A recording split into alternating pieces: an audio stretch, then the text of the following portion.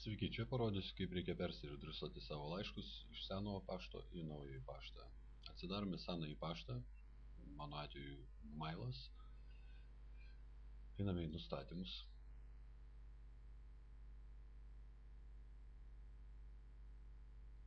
Toliau pasirenkame persiuntimas ir popimą. Ir čiagi pas jūs bus uždėta išjungtas persiuntimas.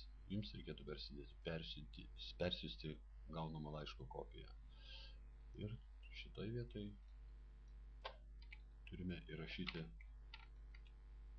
tą paštą, į kurį norėsite peradresuoti viską. Šiuo atveju aš rašau savo.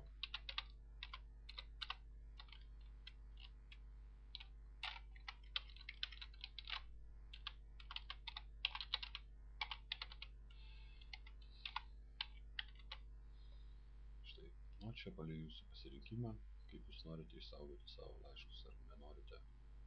Ir taip toliau. Viską atlikę, spaudžiame įrašyti pakeitimus.